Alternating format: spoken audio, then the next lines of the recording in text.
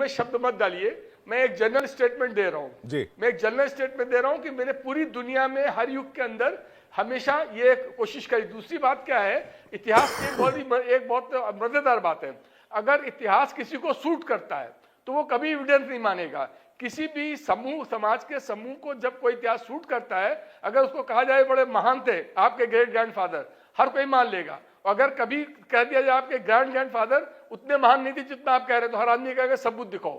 तो एक बहुत इतिहास लेखन के अंदर ये बहुत जरूरी है कि आप कितने अनबैस्ड हैं। जैसे जज होता है, आपको इवन अपनी liking to disliking, historian should be unbiased, even his personal liking and disliking should not influence his writing, number one, and number two, he should not take a final कोई वर्डिक्ट नहीं देना चाहिए, उसको केवल ये बताना चाहिए फैक्ट्स क्या है। और क्योंकि हर काल के अंदर जो सोशल वैल्यूज डिफरेंट होती हैं और वो वैल्यूज हमेशा टाइम के साथ बदलती रहती हैं। तो ये इतिहास लेखन की ये संगति है कि इतिहास जो लिखा जाता है उसमें अक्सर जो लेखक होता है और specially native historians all over the world, they have a tendency to glorify even the insignificant achievement of their side. वो पूरी दुनिया में है। अगर कोई आदमी ब्रिटेन, अगर कोई आदमी बैठा हुआ है अफ्रीका की किसी कंट्री के अंदर, अगर अपनी हिस्ट्री लिखेगा, वो वहां लिखेगा तो अपनी कंट्री को कहीं ना कहीं पर छोटा मोटा अचीवमेंट को बहुत बढ़ा देगा। तो ये तो इसको, और इतिहास जब पढ़ा जाता है या जो क्वालिफाइड हिस्टोरियन होता है तो वो इसको फैक्ट एंड फिगर को थोड़ा सा शिफ्ट करके सही बात तक पहुंचने की कोशिश करता है। जैसे मीराबाई के बारे में बात करूं, जिनसे बारे में बात हो रही थी, मीराबाई का इंपॉर्टेंस इतनी ज्यादा है जिसको लोग रियलाइज नहीं करते हैं। इवन गुरु गोविंद सिंह ने जो अपना कंपाइल किए 17वीं सेंचुरी के एंड में, उन्होंने जो ग्रंथ अपना कंपाइल किया है उसमें उनके हाइम्स जो है मेंशन्ड है। आप कितनी बड़ी बात है, आप बताइए मेरे को कि सिखिज्म में उनको मेंशन किया गया है। अगर उनकी इंपॉर्टेंस नहीं होती, क्या गुरु गोविंद सिंह करते उनको? कतई नहीं करते। तो हम यहाँ पर मैं अपनी बात इससे खत्म करना चाहूंगा कि मीराबाई इतनी महान व्यक्तित्व था, वो हम लोग केवल उसके बारे में हल्का सा में आभास है, पर अगर उनके ऊपर काम होगा तो उनको भक्ति मूवमेंट के अलावा भी उनके अंदर इतने ज्यादा डायमेंशंस हैं, इतने डायमेंशंस हैं कि मैं भारत का जनमानस को एक नई रोशनी उससे मिलेगी और इस पर काम होने की बहुत ज्यादा जरूरत है। जी, सही जवाब कुछ कहना चाहते हैं, उसके शिप्रा मैम आपके पास आ रहा हूँ। सही जवाब। तो विवेक भाई वॉइस क्लियर नहीं आ रही थी। हाँ जी, देखिए क्या है, मैं यही कहने की कोशिश कर रहा था, अगर यही कोई विपक्षी दल का नेता या किसी की जबान से इस तरीके की चीजें हो जाती हैं तो पूरी भारतीय जनता पार्टी और उनका पूरा जो है एक तंत्र जो है वो पूरी राजनीतिकरण करता है। हम भी जानते हैं इस चीज को। मीराबाई जी का जो पूरा इतिहास रहा है, कितनी उन्होंने जो है कविताएं लिखी, कितनी जो है उन्होंने राइटिंग में उनके ऊपर शोध होती है, रिसर्च होती है उनके ऊपर, कृष्ण भक्ति के ऊपर उन्होंने बहुत कुछ लिखा। लेकिन इसके बावजूद भी आप एक जो है कॉन्स्टिट्यूशनल पोस्ट के ऊपर बैठे हुए हैं, आपको बहुत देख करके, बहुत सोच समझ करके बोलने की जरूरत होगी जब आप किसी महान शख्सियत के बारे में कोई बात कह रहे हैं। लेकिन भारतीय जनता पार्टी से सवाल जवाब कौन करे, उनको समझाए कौन, उनको दिशा कौन दे, अगर उनकी आलोचना भी करे। हेलो जी, आ रही है आपकी आवाज, बोलिए, बात पूरी कीजिए। सही जवाब। तो जो भी उनकी आलोचनाएं करेगा वो उनको जो है टारगेट ही करेंगे। और ये पहला नहीं है, ये पहली बार नहीं है कि आप जो है किसी के बारे में इस तरीके की कोई बात कह रहे हो। जी, मैंने अभी उदाहरण आपको दिए किस तरीके से एक अभी जो कवित्री थी वो गा रही थी जो है गांधी जी का एक भजन, उनको लेकर के सार्वजनिक तौर पे माफी मांगने को मजबूर करा गया। यही मैं कहता हूं कि भारतीय जनता पार्टी का जो चेहरा है, ये संघ परिवार का, ये वीएचपी लोगों का चेहरा है, वो महिला विरोधी ही रहा है। लेकिन उस जी, आप इसको पॉलिटिकल कॉन्टेक्स्ट में देख, जी आप इसको पॉलिटिकल कॉन्टेक्स्ट में देख रहे हैं। कल कांग्रेस पार्टी ने भी इतिहास को और जो इतिहास का कॉन्टेक्स्ट रहा है उसने अपने हिसाब से पेश किया। आप अगर अर्ली एजेस में देखेंगे 1947 के बाद से तो मुगलों का महिमा मंडन ज्यादा हुआ है।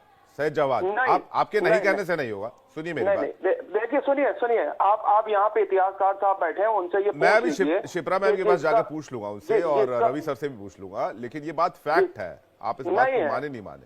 नहीं है, ऐसा नहीं है, ऐसा नहीं है। क्यों नहीं है बताइए। सबसे मैं इसलिए बता रहा हूँ कि जो शासनकाल रहा मुगलों का, या मुगलों से पहले भी यहाँ पर शासन रहा, लोधीज का रहा, अगर शेरशाह सूरी की स्टोरी पढ़ेंगे जा करके, वो तो मुगल थे भी नहीं। राणा सांगा को बाबर को बुलाने वाले कौन थे, वो भी किसकी, एक लंबा शासनकाल यहाँ पर मुगलों का रहा है। इतिहास पढ़ने के लिए रहा है, उसको ग्लोरीफाई करने के लिए 50 साल या 100 साल सिर्फ मुगलों को किया गया।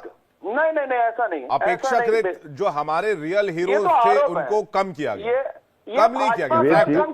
शिप्रा माथुर, एक सेकंड, शिप्रा जी के पास भाजपा का और संघ परिवार का है। मैं इस बात से बिल्कुल सहमत हूं। संघ परिवार ने करा है और भाजपा ने करा है। सर सैयद जवाद जी, ये आपके लिए इजी स्केप होता है हर बार कि भाई मैंने जो बात कह दी तो ये आरोप संघ परिवार और भाजपा के लोगों का एजेंडा है, बीजेपी के लोगों का कोई एजेंडा नहीं है। ये जो आप जो क्या बात, यही एजेंडा है, शिप्रा माथुर जी, यही एजेंडा है, टारगेट करना। ये बिल्कुल सही बात है कि जो बरसों से हम देख रहे हैं कि इतिहास अरे कांग्रेस ने कौन सा ठीक है सर, सैयद जवाद जी ठीक है, काम डाउन, कोई बात नहीं। देखिए, मैं इस बात से बिल्कुल सहमति अपनी व्यक्त कर रही हूँ कि भट्ट साहब जो कह रहे थे और आप जो बात कह रहे हैं कि इतिहास लेखन जो है बहुत सेंसिटिव काम है और इसमें लोगों के बायसेस, पूर्वाग्रह और जो क्योंकि उनके पास जो अवेलेबल एविडेंसेस है उसी के आधार पर जो वो कुछ कह पाते हैं और उसमें आधा सत्य होता है, कभी छुपा हुआ सत्य होता है, कभी जो बात आपको हाईलाइट करनी है, आपको जो सूट करती है उस तरह से हाईलाइट किए जाते हैं। अब इसके उदाहरण अभी देना मुझे नहीं लगता कि उसकी आवश्यकता है, लेकिन ये हम अपने अनुभव से और अपने जो जीवन हम लोगों ने पिछले 27-28 साल में पत्रकारिता में जीवन जिया है, वो सारे एस्पेक्ट्स देखे कि कैसे अपनी सहूलियत के हिसाब से लोग आगे जो है वो उस बात को सरकाते हैं जो उनको सूट करती है।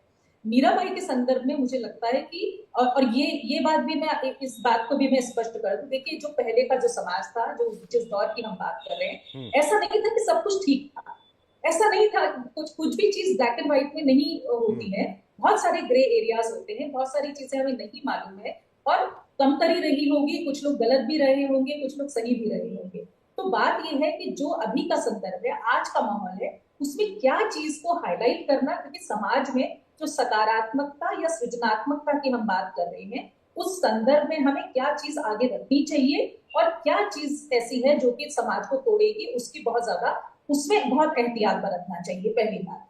दूसरी बात, अगर हम ये बात करें मीराबाई के भी संदर्भ में, तो मेघवाल जी जब कुछ बात अपने वहां से कहते हैं और हम मान के चलते हैं क्योंकि वो सिविल सर्विसेज से आते हैं, पृष्ठभूमि उनकी बहुत पढ़ी लिखी, ऐसा नहीं है कि कोई मतलब पढ़े लिखे व्यक्ति नहीं है कोई, और इतना गैर जिम्मेदाराना जो बयान वो देते हैं, उसके बाद सफाई भी अपनी पेश करते हैं, उसको अगर हम थोड़ा सा दरकिनार करके हम फिर इतिहास में देखते हैं तो ये बात तो सही है कि हमने जो रिस्पेक्ट या जितना इम्पोर्टेंस या जिस तरह से मीराबाई का एक जगह होनी चाहिए थी जो डिजर्व करती है वो, अब भट्ट साहब बिल्कुल सही कह रहे थे, इतने सारे आयाम हैं और मैं जब उनको पढ़ती हूँ मुझे लगता है कि इतना ऐसा व्यक्तित्व है जो कि पूरी राजस्थान की पहचान होना चाहिए कायदे से। बिल्कुल, मतलब राजस्थान की पहचान मीराबाई से अगर हम करें तो वो जो संदर्भ है कि ऐसा नहीं है कि महिलाओं के साथ कुछ गलत कभी इस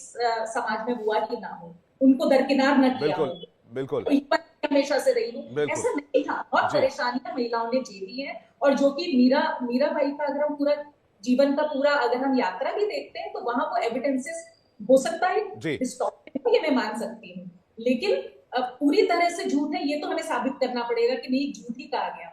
बिल्कुल, मुझे लगता है अगर बख्तियार खिलजी और उनके सैनिकों ने नालंदा यूनिवर्सिटी को जलाया नहीं होता तो कई और फैक्ट्स और कई ऐसी किताबें हमारे हाथ में होती जिससे हम अपने इतिहास को और अच्छे तरीके से और स्पष्ट क्लियरली देख पाते। दिलीप चौहान जी कुछ कहना चाह रहे हैं, जल्दी से दिलीप चौहान जी, फिर मैं विवेक जी बिल्कुल रवि सर एक सेकंड, नालंदा यूनिवर्सिटी को जिस कारण जलाया गया उसको इतिहास कुछ और होता है। खिलजी फिल्म आपने जो पद्मावती मूवी आई थी उसके अंदर खिलजी का एक बयान था, आपने देखा भी हो कि जब वो पन्ने फाड़ रहा होता है तो जब उसका साथी आता है वो कहते हैं ये आप क्या कर रहे, तो उन्होंने कहा था कि ये पन्ने इसलिए फाड़ रहा हूं ताकि उस इतिहास को कोई ना देख सके, जो हम इतिहास लिखें वो देख सके। तो कहना मतलब ये है कि जो पिछला जो इतिहास था उसकी अगर धरातल पे अगर उसकी सच्चाई जाननी हो और उसके बाद इतिहास अगर लिखा जाए तो विवेक जी ये पूरा इतिहास ही बदल जाएगा। जिस प्रकार ये तो जो हम इतिहास पढ़ रहे कि पिछले 50 साल देश को आजाद हुए लगभग 70-75 साल हो गए, उसके अंदर जो इतिहास हम आज के किताबों में जो पढ़ रहे हैं सारा का सारा अंग्रेजों का लिखा हुआ पढ़ रहे हैं। और गूगल जो इसका सबसे बड़ी जो जड़ है वो गूगल है, गूगल पे हम कुछ भी डालते हैं तो वो जो लिखा जाता है उसको हम सच मान लेते हैं। आजकल आपने एक मुद्दा ये भी देखा होगा कि पृथ्वीराज चौहान जो मूवी आई थी तो उसके अंदर गुर्जर समाज और जो है राजपूत समाज के अंदर एक भिड़ंत हो गई थी और उसके अंदर कहा गया कि पृथ्वीराज चौहान जो है गुर्जर समाज से थे, जबकि इतिहास कुछ और है। तो आप ये मैं कहना ये चाहता हूं कि गूगल को आप इतिहास ना समझें। गूगल इसमें जिम्मेदारी बड़ी सरकार की बन जाती है, सरकार के की। रवि सर 10 सेकंड में जल्दी से एक रिएक्शन, आप कुछ कहना चाह रहे हैं? मैं केवल इतना कहना चाहता हूं, जैसे मीराबाई है, इसी तरह से और भी तमाम इंडियन कैरेक्टर्स हैं इतिहास के अंदर जिनको महत्व नहीं मिला। अब रचित बोरफुकान का कितने लोगों ने नाम सुना है? आप पूछिए पढ़े लिखे लोगों ने। रचित बोरफुकान 1622 में पैदा हुआ था और आसाम की जो अहोम डायनेस्टी थी उसका कमांडर था, जिसने औरंगजेब की फौज को सराय घाट की बैटल में हराया था और कभी भी मुगल फौज आसाम पे कब्जा नहीं कर पाई। उसको उसका जो है नाम हाईलाइट होना चाहिए था। उसके नाम पर केवल एनडीए के अंदर एक गोल्ड मेडल दिया जाता हर साल, तो इसके अलावा कोई भी जानता ही नहीं रचित बोरफुकान कौन है। बिल्कुल, कई हमारे ऐसे जो है इतिहास में हमारे लिए प्रेरणा स्रोत है, कई संत हैं, कई महात्मा हैं, कई फाइटर्स हैं, कई लड़ाके हैं जिनके बारे में हम कम जानते हैं। और दूसरी बात यह कि जिनके बारे में हम नहीं जानते हैं, फैक्ट डिस्टॉर्टेड है, हिस्ट्री भी डिस्टॉर्टेड है, उनके बारे में सोच समझ के बयान देना चाहिए, क्योंकि इससे सीधे हमारा समाज कनेक्ट होता है। आप सभी मेहमानों का बहुत बहुत शुक्रिया हमारे साथ जुड़ने के लिए। दर्शकों, आपका भी बहुत बहुत धन्यवाद हमारे साथ जुड़ने के लिए। वक्त ब्रेक का डिबेट में फिलहाल इतना ही। फॉर